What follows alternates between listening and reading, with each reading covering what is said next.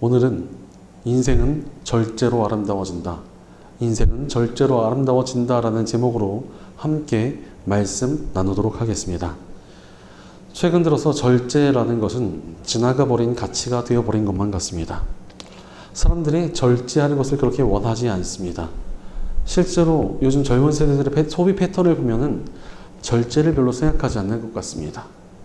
몇십만 원씩 하는 이 일식 오마카세는 꼭 먹어봐야 되고, 수백만 원짜리 명품 가방도 하나씩 사야 되며, 옷도 싸구려로 입어서는 안 되고, 핸드폰도 꼭 최신형 유명한 것을 써야 된다고 이야기합니다.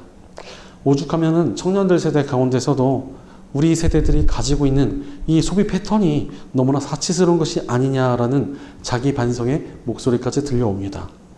하지만 지금의 시대는 절제는커녕 고삐 풀린 망아지처럼 무절제함이 가득합니다. 물질주의, 쾌락주의, 이기주의가 이 시대를 가득 채우고 있습니다. 그런데 이런 무절제함은 반드시 문제를 가져옵니다. 일단 무절제하게 살았기 때문에 나중에 돈이 없어서 괴로워하게 된다던가, 잠깐의 쾌락 때문에 평생을 고생하는 사람들이 있습니다. 미래까지 찾아볼 필요도 없이 무절제한 사람들의 인생은 그 자체로도 추하고 우스꽝스러워질 때가 굉장히 많습니다. 예전에 한 예능 프로그램에서 참 재미있는 장면이 나왔습니다. 모두가 다 인정하는 대한민국 최고의 예능인이 나와서 어떤 힙합 가수 한 사람을 인터뷰했습니다.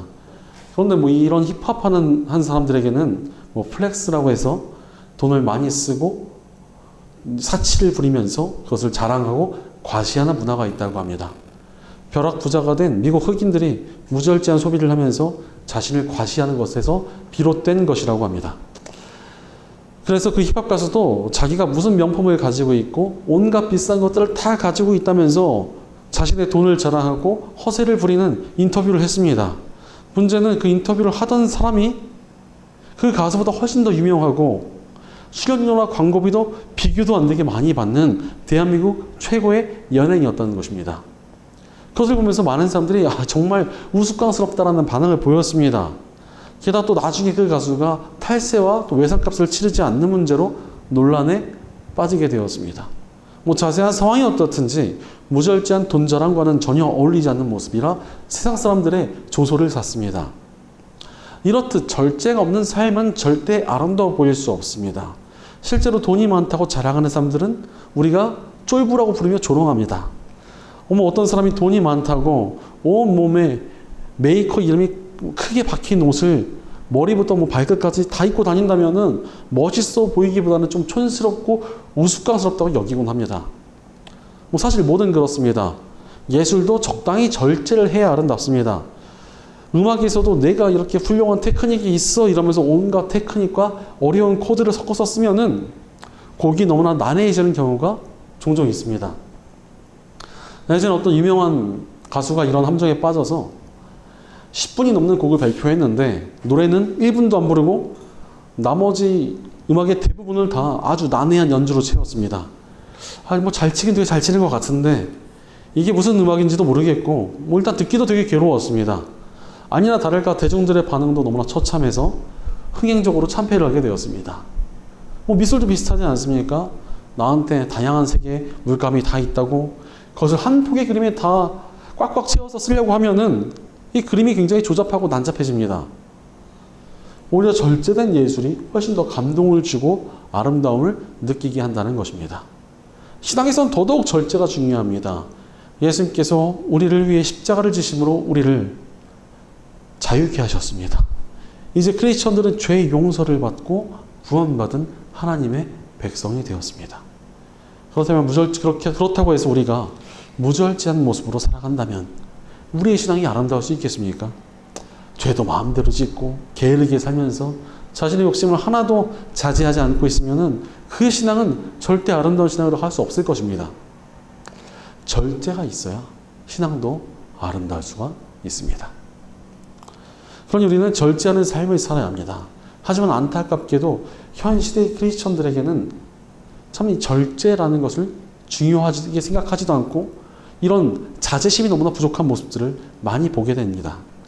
심지어는 이 절제의 어씀을 부추기시는 분들도 계십니다.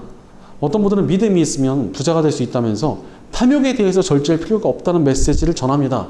오히려 꿈은 클수록 좋아, 바른 게 클수록 더 많이 이루어져 이러면서 네 마음껏 너희 탐욕을 자제하지 말고 다 부려봐라. 그래야 하나님께서 복 주신다라고 이야기를 합니다. 또한 하나님께 용서받았으니까 대충 살아도 된다고 여기는 분들도 있습니다. 어차피 용서받았는데 어차피 천국 갈 건데 죄를 마음대로 지어도 된다고 생각하는 것입니다. 특히 하나님 나라에 갈 것이니까 이 땅에서는 뭐 대충 막 살아도 된다고 생각하는 사람들도 적지 않습니다. 그러나 이런 것들은 우리의 신앙을 망가뜨리고 인생까지도 망가지게 만듭니다. 절제에 없는 신앙은 추하고 우스꽝스러운 모습만 남겨버리기 때문에 그렇습니다. 어떤 분들을 보니까 하나님 나라가 있으니까 영원한 하나님의 나라의 가치를 따라서 살아야 된다. 하늘의 가치를 쫓아야 된다. 이렇게 말하면서 정작 굉장히 탐욕스러운 삶을 살아갑니다. 또 거룩하신 하나님을 믿는다고 말은 하면서 뭐 작은 이득이라도 하나 있으면 참지 못하고 뛰어가가지고 남들과 똑같이 죄를 짓습니다. 하나님께 소망이 있다고 말은 하는데 맨날 부정적이고 우울한 말만 내뱉습니다. 하나님의 일꾼이라고 자랑하는데 남들보다 훨씬 더 게으른 일상을 살아갑니다. 이런 모습은 너무나 우스꽝스럽고 모순적인 모습이지 않습니까?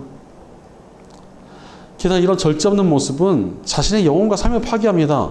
무절제함이 하나님과 우리와의 관계를 깨뜨리고 우리들의 삶에 예비하신 하나님의 계획을 틀어지게 만들기 때문에 그렇습니다. 그뿐이 아닙니다. 무절제함은 주변의 사람들까지도 괴롭게 만듭니다.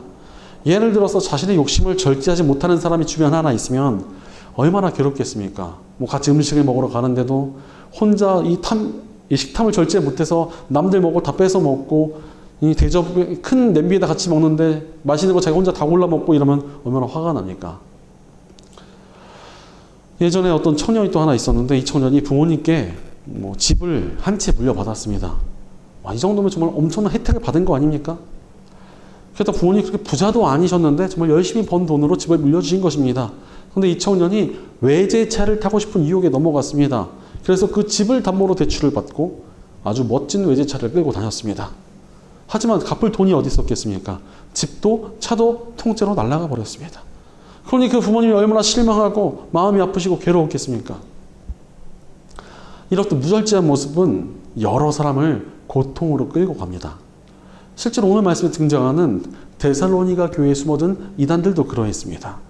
오늘 본문 6절을 보면 형제 자매 여러분, 우리는 우리 주 예수 그리스도의 이름으로 여러분에게 명령합니다. 무절제하게 살지 말고 무절제하게 살고 우리에게서 받은 전통을 따르는 모든 신도를 멀리하십시오라고 말씀하십니다. 데살로니가 교회에 숨어든 이단들은 이제 예수님께서 금방 오신다면서 사람들을 미혹했습니다. 그러니까 세상의 일들은 하나도 중요하지 않고 대충 살아도 된다 이렇게 말한 것입니다.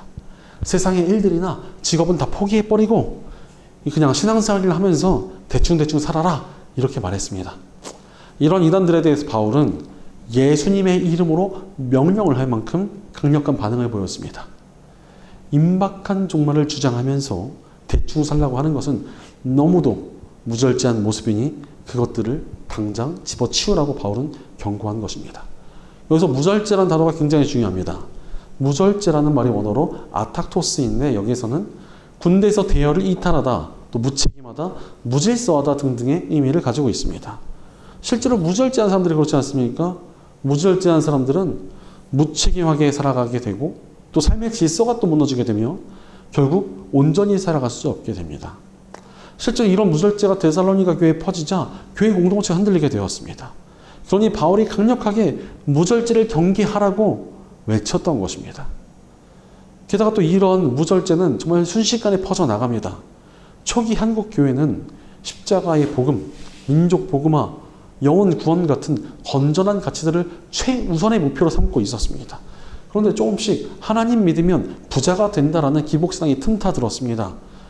이런 기복신앙은 욕심을 절제하지 못하게 만드는 정말 위험한 정신이기 때문에 많은 믿음의 선배 목사님들께서 경계심을 가지고 조심하라고 경고하셨습니다. 그러나 순식간에 많은 분들이 이 기복적인 메시지를 전하면서 정말 많은 성도님들과 교회들이 기복신앙에 물들어 버렸습니다. 이렇게나 무절제하면 쉽게 또 무섭게 퍼져나갑니다. 사람 개인으로 봐도 그렇습니다. 조금의 게으름이 어느새 내 삶을 게으름뱅이로 만들어버립니다. 작은 욕심 하나를 좀 허용했더니 내가 탐욕에 물들어갑니다. 그러니 바울의 경고처럼 우리는 무절제함을 경계해야 합니다. 바로 무절제함을 경계하며 절제하는 삶을 살아가야 합니다. 성경에 등장하는 믿음의 사람들도 절제를 잃어버릴 때 항상 무너지고 넘어졌습니다. 다윗도 잠깐의 욕망을 절제하지 못했다가 음란에 넘어졌고, 가룟 유다도 자신의 무력을 자제하지 못해서 예수님을 팔았습니다. 반대로 우리가 절제하는 삶을 살아가면 절제의 능력이 나타나게 됩니다. 성경에 보면 믿음을 가지고 쓰임받았던 이들 중에서 절제하지 않은 사람이 어디 있습니까? 다니엘이나 요셉, 또 오늘 말씀을 기록한 바울처럼 아름답게 쓰임받은 사람들의 삶에는 절제가 있었습니다. 바로 절제가 우리를 쓰임받게 만들고 또 롱런하게 만듭니다. 그러니 어찌 살아야 합니까? 절제하는 삶을 살아야 합니다. 실제로 절제할 때 얼마나 능력이 있겠습니까? 믿음이 있다는 사람들이 욕심도 절제하고 매너도 좋고 자기의 삶이 딱 정돈이 되어 있다면 얼마나 그 사람을 통해서 선한 영향력과 능력이 나타날 수 있겠습니까? 게다가 또 절제를 통해서 하나님께 쓰임받으니 그 삶이 또한 얼마나 풍성하겠습니까? 그러니 우리는 믿음 안에서 절제하는 삶을 살아야 합니다. 그럼에도 불구하고 절제하지 못하는 삶을 살아가는 분들이 너무나 많이 있습니다. 왜 그렇습니까? 절제라는 것은 솔직히 편하지 않기 때문에 그렇습니다. 지금 이 시대를 가득 채우고 있는 우상 중에 하나는 편안함이 아닐까 싶습니다. 이 시대는 정말 과학적으로 많이 발전하고 세상이 점점 나아지면서 참으로 살기가 편해졌습니다. 현대인들은 과거의 왕들조차 누리지 못할 만큼 편안하고 쾌적한 삶을 살고 있습니다. 더우면은 에어컨 틀고 아이스크림 하나 먹으면 됩니다. 추우면은 전기장판 딱 틀어놓고 뜨끈한 전 같은 거 하나 부쳐 먹으면 아주 끝내줍니다. 거리가 아무리 멀어도 비행기도 있고 뭐 좀 가까운 거리는 택시도 있습니다. 누워서 핸드폰 몇 번 누리기만 하면은 쇼핑도 끝나고 음식도 배달을 딱 옵니다. 그러니까 사람들이 이 편안함에 너무나 익숙해져 있습니다. 하지만 절제라는 것은 편안함을 거스르는 것입니다. 그렇기 때문에 절제하기 싫어하는 것입니다. 실제로 이 시대는 우리 절제력을 무너뜨린 것에 집중하는 문화들이 굉장히 가득합니다. 온갖 광고들은 우리의 무력을 부추기고 있고 넘쳐나는 음란물들은 우리의 음욕이 터져 나오게 하고 있으며 삶을 절제하기보다는 마음껏 누리라는 이야기들이 절제의 끈을 끊어놓고 있습니다. 하지만 우리는 절제하는 삶을 살아야 합니다. 왜 그렇습니까?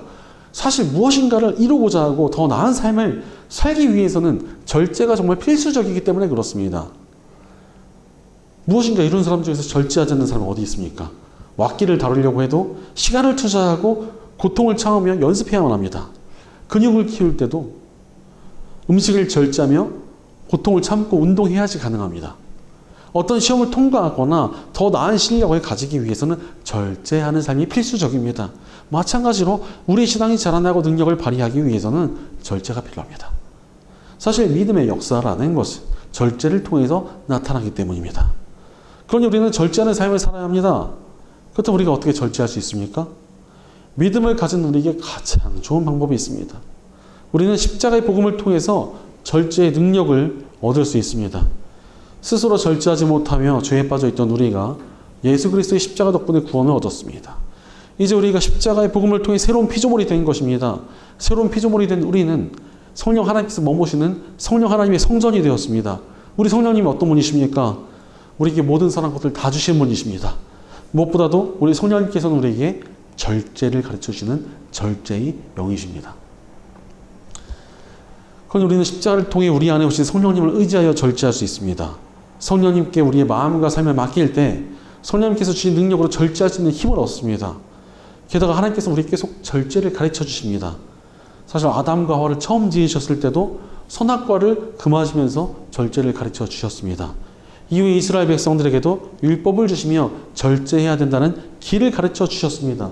하나님께서 왜 이렇게 절제를 계속하여 가르쳐 주시는 것입니까? 그것이 우리를 지키고 온전케 하며 더욱 아름답게 살아가도록 만드는 길이기 때문입니다. 그래서 하나님께서는 우리에게 절제의 길을 가르쳐 주셨고 지금도 성령님을 통해 우리에게 절제의 길을 가르쳐 주시고 인도해 주고 계신 것입니다. 실제로 성경에 있는 인물들과 믿음의 선배들을 통해서도 절제하는 믿음의 모습을 가르쳐 주시지 않으셨습니까? 오늘 보면 실제로 보면 우리가 어떻게 본받아야 하는지는 여러분이 잘 알고 있습니다. 우리는 여러분 가운데서 무절제한 세월을 한 일이 없습니다라고 말씀하고 계십니다. 바울과 동역자들은 철저히 절제된 삶을 살았고 바울은 데살로니가 교회를 향해서 그 모습을 좀 닮아달라고 이야기합니다. 바로 바울은 절제의 본을 보여주었습니다. 우리 예수님께서도 그러지 않으셨습니까? 예수님께서 이 땅에서 살아가시는 동안 절제하는 모습을 보여주셨습니다. 그분은 전능하신 성자 하나님이셨음에도 불구하고 철저히 자신을 낮추셨습니다. 또한 단 한 번도 스스로의 안락함이나 편리함을 위해서 능력을 사용하신 적이 없으십니다. 게다가 십자가라는 철저한 고난과 절제의 길을 걸어가셨습니다. 절제에 놀라운 생명력이 있기 때문에 그렇습니다. 실제로 성경에 등장하는 수많은 믿음의 인물들 중에 절제함 없이 쓰임받은 사람들이 하나도 없다는 것을 기억하시기 바랍니다. 절제할 때 하나님께 쓰임받았고 믿음의 능력을 나타냈습니다. 그러니 하나님의 능력이 나타나는 통로로 살아갈 수 있는 최고의 준비는 절제에 있습니다. 절제할 때 하나님께서 우리에게 놀라운 능력과 은혜를 넘치도록 보여주실 것이기 때문입니다. 그걸 우리는 절제하는 삶을 살아야 합니다. 그렇다면 우리가 구체적으로 무엇을 어떻게 절제하며 살아가야 되겠습니까? 첫째로 우리는 삶을 절제해야 합니다. 온전한 크리스천들이라면 마땅히 가져야 될 삶의 모습이 무엇입니까? 삶을 낭비하지 않는 것입니다. 우리는 이 삶에 끝이 있음을 명확히 알고 있는 사람들이지 않습니까? 사실 이 땅에서의 삶은 굉장히 귀중한 기회의 시간입니다. 지금 쌓아놓은 것들이 영혼을 이룹니다. 이 땅에서 우리가 얼마나 하나님과 하나님 나라를 위해 살았는가가 영원한 천국에서 상급으로 바뀌기 때문입니다. 이곳에서의 삶이 끝난 이후로는 상급을 쌓을 수가 없습니다. 그러니 어떻게 이 땅의 삶을 대충 살아가겠습니까? 수능을 앞둔 학생들은 추워지는 이맘때쯤이면 정말 목숨 걸고 공부를 합니다. 시험이 끝나면 더 이상 공부하는 것이 소용이 없기 때문에 시험 전에 최선을 다하는 것입니다. 사실 성경의 인물들을 보면은 자신의 삶을 다들 성실히 살아왔습니다. 요셉을 보면은 외국의 노예 소년이 권력자의 집 전체를 다스릴 만큼 성실한 삶을 살았습니다. 바울도 무려 2만 킬로가 넘는 선교 여행을 다니며 자신의 삶을 성실하게 쌓아왔습니다. 그러니 우리도 우리의 맡은 바를 열심히 해야 합니다. 특히 우리가 열심히 해야 될 것이 무엇입니까? 자꾸 오해하는 게 하나 있습니다. 성실하게 살라고 하니까 그럼 교회 일을 열심히 해야겠다 이렇게 착각을 합니다. 교회 일도 성실하게 해야 되는 것이 맞지만 우리는 우리에게 맡겨진 일도 굉장히 열심히 해야 됩니다. 무절제라는 말에는 무책임하다는 뜻이 있습니다. 무책임, 이것은 곧 무절제와 같다는 것입니다. 그런데 신앙이 있다는 사람들이 자신의 삶을 대충 산다는 것, 내 직업에 대해서 무책임하다는 것은 옳지 않습니다. 교회 행사나 모임도 중요한 거 맞습니다. 하지만 그런 것들 때문에 내 삶을 대충 살면 그것은 무절제하고 무책임한 것입니다. 게으른 것입니다. 왠 줄 아십니까? 우리에게 맡겨진 세상 일은 곧 소명이기 때문입니다. 목회자에게는 교회 일이 소명이고 직장 다니시는 분들은 직장이 소명이며 학생은 공부가 소명이고 사업하시는 분들은 사업장이 소명입니다. 그런데 그것을 대충 한다는 것은 하나님의 사명을 내팽개치는 것 아니겠습니까? 교회 일과 세상 일 다 구별해 놓고 교회만 집중해서 세상 일은 대충 하라는 것은 전통적인 기독교 신앙에서 굉장히 크게 벗어난 것입니다. 심지어 대충 살고 게으르게 살고 싶어서 신앙을 방패로 사는 사람도 굉장히 많습니다. 어떤 청년을 보니까 재수생인데 이 재수학원을 땡땡이 치고 매일같이 교회에 와가지고 혼자 청년모실에서 기타 치면서 찬양을 하고 앉아 있습니다. 이렇게 맨날 하나님을 찬양하고 있으면 하나님께서 지혜와 능력을 주실 거라는 것이었습니다. 주실 리가 있나요? 솔직히 하나님을 찬양하는 것도 둘째치고 자기가 답답한 재수학원에 있는 게 싫으니까 핑계대고 놀러왔던 것입니다. 성적이 올랐겠습니까? 아니 실용음악반을 지망하는 학생도 아닌데 당연히 성적이 곤두박질 쳤고 사무수생의 길로 향하게 되었습니다. 우리는 게을러서 안 됩니다. 믿음이 있으니까 내게 맡겨진 것들을 더욱 열심히 해야 되고 더욱 성실해야 됩니다. 그것이 진정한 절제입니다. 바로 우리는 게으르지 않고 성실히 살아가도록 절제하는 삶을 살아야 합니다. 이러한 힘은 성령님께 구할 때 생깁니다. 게으르고 싶어하는 마음이 슬그머니 찾아올 때마다 우리 함께 하시며 힘주시는 성령님께 도움을 구하며 극복해야 합니다. 바로 성령님의 도우심 속에서 절제하는 삶을 살아야 합니다. 성령님 안에서 무절제한 게으름을 극복하며 책임감 있고 성실한 모습으로 아름다운 인생을 살아가는 저 여러분 되시기를 간절히 축원합니다. 둘째로 우리는 육신을 절제합니다. 우리가 가지고 있는 것들 중에 가장 무절제한 것이 무엇입니까? 바로 우리 육신입니다. 인간의 육신이라는 것이 얼마나 절제력이 부족한지 모릅니다. 실제로 우리의 육신은 절제력을 굉장히 쉽게 잃어버려서 우리를 괴롭게 만듭니다. 탐욕과 나태함, 음란, 바라는 게 또 얼마나 많은지 모릅니다. 이것을 우리가 과학적으로 본능이라고 부릅니다. 그런데 본능 그대로 살면 어떻게 됩니까? 짐승과 다름없는 삶을 살게 되는 것입니다. 짐승들이 어떻게 살아갑니까? 졸리면 자고, 먹고 싶으면 먹고, 싸고 싶으면 쌉니다. 자제하지 않습니다. 그런데 세상에 있는 욕들을 보면은 이 짐승을 욕으로 쓰지 않습니까? 우리나라도 굉장히 유명한 개에 관련된 욕이 있지요. 왜 그렇습니까? 절제 못하는 것은 인간이 아니라 짐승이라는 의미입니다. 그러나 인간은 어떻습니까? 인간은 절제합니다. 크리스천들에게는 더더욱 그렇습니다. 사실 믿음의 삶이란 더욱더 인간다운 삶을 살아가는 것입니다. 철저히 육신의 길, 본능의 요구를 이겨내고 하나님 나라의 가치를 쫓는 것이 믿음의 길이기 때문입니다. 실제로 요셉을 보면은 젊은 청년이 음란함의 유혹을 이겨냈습니다. 한참 혈기왕성한 청년이 강력한 유혹을 거절했던 것입니다. 다니엘과 세 친구는 기름진 음식과 안락함을 거부했습니다. 우리 예수님께서는 말할 필요도 없이 육신의 모든 유혹을 거절하셨습니다. 심지어 십자가의 죽음을 통해서 육신을 이기시고 승리하셨습니다. 바로 우리도 무절제한 삶을 버려야 합니다. 짐승처럼 나의 본능과 욕구를 절제하지 못하는 삶은 예수님을 따르는 우리에게 어울리지 않습니다. 우리는 철저히 육신의 욕구를 이겨내며 절제하는 삶을 살아야 합니다. 이런 삶을 성령님을 의지할 때 가능합니다. 내 안에 육신이 날뛸 때마다 성령님 붙들며 성령님께서 이길 힘을 주십니다. 성령님께서는 지금도 우리 안에 계시며 능력을 나타내시는 능력의 영이시기 때문입니다. 그러니 철저히 성령님을 붙들며 절제하는 삶을 살아야 합니다. 성령님 안에서 무절제한 육신의 요구를 극복하며 제어되고 절제된 모습으로 아름다운 인생을 살아가는 저와 여러분 되시기를 간절히 축원합니다.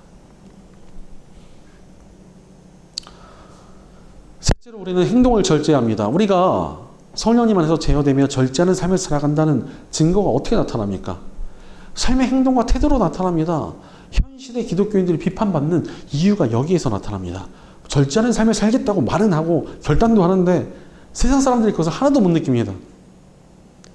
솔직히 교회와 크리스천들이 세상의 질서를 잘 지키는 편이 아니기 때문에 그렇습니다. 제가 예전 교회에서 사역을 하고 퇴근을 할 때 버스를 타고 집에 왔습니다. 그렇게 집에 오는 길에 유명한 대형 교회를 지나게 되었는데 지날 때마다 저는 참 심란했습니다. 제가 퇴근할 시간과 그 교회 분들이 저녁 예배 모임이 끝날 시간이 겹쳐가지고 그 교회 정류장에서 한 50명 가까이 버스를 타는데 정말 귀가 터질 듯이 시끄럽기 때문입니다. 그냥 50명 사람들이 버스를 탔다. 그게 뭐가 문제가 되겠습니까? 그냥 좀 답답할 수 있다 이 정도지. 그런데 그 50명이 우르르 버스에 타가지고 떠들기 시작합니다. 심지어 그 버스가 자기네가 대전한 버스가 아닙니다. 그냥 일반 시내버스예요. 거기서 시끄럽게 서로를 막 지사님, 목사님, 전도사님 일로 와서 앉으세요 이러면서 서로 부르고 있습니다. 그러면서 아까 예배가 어떨까 무슨 세배가 어떠고 이러고 떠들고 앉았습니다. 심지어 거기서 아까 은혜 받던 찬양 뭐지 이러면서 막 찬양을 부르는 사람도 있었습니다. 그래서 한 10명이 가까이 찬양을 부르는데 버스기사 아저씨가 좀 조용히 좀 해주세요 이랬는데도 또 키득키득거리고 앉아 있습니다. 아니 무슨 중학생 애들이 그러면 좀 이해나요. 다 큰 성인들이 그러고 앉아 있습니다. 어떻게 되겠습니까? 버스에 앉아있는 다른 사람들 표정이 다들 일그러졌습니다. 저녁까지 예배를 드리고 모임하신 분들은 그래도 나름 하나님의 일을 했다고 자부심을 느끼실 텐데 그런 무질서한 모습은 복음의 확장을 막아버리고 있는 것 아니겠습니까? 그런데도 많은 분들이 신앙을 앞세우면서 질서에서 벗어나는 것을 수치스러운 것이 아니라 오히려 자랑스럽게 여기기까지 합니다. 어떤 교회에서 번호판에 예배 중이라고 당당히 달아놓고 불법 주차를 해놓아가지고 많은 비판을 받았습니다. 또 어떤 분들은 코로나가 가장 극심한 시절에 마스크를 벗어 던지고 거리에서 소리를 최대로 틀어놓고 찬양을 부르며 회개하십시오 이러면서 전도를 해가지고 뉴스까지 나왔습니다. 여기에 어떤 질서가 있습니까? 세상 사람들은 분노하고 있지만 정작 적지 않은 크리스천들이 질서에서 벗어난 모습을 보이면서 나는 신앙적인 행동을 했으니까 나는 훌륭한 일을 했어 하늘에 상금을 쌓아서 라고 스스로 만족해야 합니다. 그러나 이것은 절제되지 않은 행동입니다. 조금 덜 심각한 문제를 하나 말씀드리자면은 우리 예수님께서 예수님의 제자라고 냉수 한 그릇이라도 주는 사람은 상을 받을 것이라고 말씀해 주셨습니다. 그러다 보니까 크리스천들 중에서 세상에 가게에 가가지고 나 교회 다녀요 라고 밝히고 뭔가를 더 요구하고 갑질을 하거나 굉장히 매너 없는 행동을 하는 것을 보게 될 때가 많습니다. 자기들한테 잘해주면 복을 받을 거니까 어느 정도 요구와 갑질을 해도 된다고 생각을 합니다. 그러나 무절제에 담겨져 있는 의미 중에 하나는 무질서입니다. 얼마나 무질서한 모습입니까? 다윗은 자신의 원수였던 사울왕을 죽일 기회를 얻었지만 그에게 손을 대지 않습니다. 하나님의 질서를 존중했기 때문에 하나님께서 세우신 왕에게 손을 댈 수 없었던 것입니다. 예수님께서도 황제의 것은 황제에게 주고 하나님께서는 하나님의 것은 하나님께 드리라고 말씀하셨습니다. 세상의 질서를 존중하는 모습을 보여주셨던 것입니다. 우리 하나님께서는 질서의 하나님이시기 때문에 그렇습니다. 그러니 우리는 모든 무질서한 모습을 물리쳐야 합니다. 우리 크리스천들이 절도 있게 질서를 지켜나간다면 세상의 사람들이 감동받지 않겠습니까? 많은 이들이 모여 있어도 다른 이들을 존중하며 질서를 지킨다면 사람들은 놀랄 것입니다. 또한 가장 매너도 좋고 보기만 해도 기분 좋아지는 사람들이 크리스천들이라면 얼마나 선한 영향력이 나타나겠습니까? 매너 있고 질서가 확실히 잡혀있는 삶의 모습이 얼마나 아름답겠습니까? 그러니 우리는 무질서를 거부하며 절제하는 삶을 살아야 합니다. 이런 삶은 성령님을 의지할 때 가능해집니다. 질서를 지키는 성령님께 순종할 때 우리 삶이 온전해집니다. 그러니 성령님을 따라 무질서한 삶을 끊어내고 절제하는 삶을 살아야 합니다. 성령님 안에서 삶의 질서를 세워가며 매너 있고 존중하는 절제된 모습으로 아름다운 인생을 살아가는 저와 여러분 되시기를 간절히 축원합니다. 사랑하는 여러분, 절제하는 삶을 살아가고 계십니까? 우리의 신앙과 인생은 절제로 아름다워집니다. 예술에도 여백의 미라는 것이 있습니다. 절제하는 것에 아름다움이 있다는 것입니다. 절제되지 못한 것은 오히려 아름다움을 해칠 때가 많습니다. 신앙과 인생도 마찬가지입니다. 특히 신앙은 더더욱 그렇습니다. 미국의 목회자 시어도 파커는 절제란 거룩한 명령을 육신에 보존하는 것이다 라고 말했습니다. 그런데 거룩한 하나님의 뜻을 지키지 못하고 여기 깨지고 저기 깨져서 막 박살나가지고 이리저리 줄줄 새는 그런 사람이 있다면 어떻게 그 인생이 아름다울 수 있겠습니까? 전혀 절제되지 않은 인생은 아름다울 수가 없습니다. 그러나 영광스럽게 빛나는 하나님의 뜻을 오로지 잘 간직하고 있는 것은 그 자체로 더욱 빛이 나고 아름다워집니다. 그러니 하나님의 뜻을 온전히 담을 수 있도록 절제하는 삶을 살아야 합니다. 우리는 삶을 절제하고 육신을 절제하며 행동을 철저히 절제해야 한다는 것입니다. 그래야 우리의 신앙도 삶도 아름답게 세워지고 쓰임받을 수 있습니다. 그러니 하나님께 아름답게 쓰임받을 사람이 누구입니까? 삶을 절제하며 책임감 있게 살아가는 저와 여러분입니다. 이 시대 가운데 자신을 지키며 능력 있게 쓰임받을 사람은 누구입니까? 육신을 절제하며 스스로를 지키는 저와 여러분입니다. 아름답게 인생을 세워가며 신앙의 향기를 풍길 수 있는 사람은 누구입니까? 행동을 절제하며 질서 있게 살아가는 저와 여러분입니다. 영혼을 구하고 교회를 회복시키며 세상을 변화시킬 사람은 누구입니까? 하나님 앞에서 철저한 절제의 아름다운 신앙으로 살아가는 저와 여러분입니다. 하나님 안에서 절제의 삶을 살아가며 책임감 있고 질서 있는 신앙으로 세워져서 능력 있게 쓰임받으며 아름다운 인생을 살아가는 저와 여러분 되시기를 주의 이름으로 간절히 축원합니다. 기도하겠습니다. 우리에게 절제하는 삶을 가르쳐 주시고 선한 길로 인도해 주시는 하나님 감사합니다. 하나님께서 우리를 지키시고 온전케 하시기 위하여 절제를 가르쳐 주시는데도 우리가 무절제하고 무질서하며 무책임한 삶을 살지 않았는지 우리의 삶을 돌이켜봅니다. 그러나 이제 하나님 안에서 온전히 살아가기 원합니다. 우리가 절제하며 우리의 신앙과 인생을 바르게 세워가도록 붙잡아 주시옵소서. 무책임한 삶이나 육신에 휘둘리는 삶이 아닌 성령의 능력으로 절제된 삶을 살게 하여 주시옵소서. 무질서한 인생이 아닌 하나님의 질서로 우리를 온전케 하여 주시옵소서. 우리 인생이 하나님 안에서 절제미가 넘치는 아름다운 삶이 되게 하여 주시옵소서. 우리 공동체 가운데도 함께해 주셔서 우리 함께 절제하며 함께 아름다운 삶을 일궈내도록 도와주시옵소서. 언제나 우리와 동행하시며 절제의 길로 인도해 주시고 복 주시는 우리 주 예수님의 이름으로 기도드립니다. 아멘.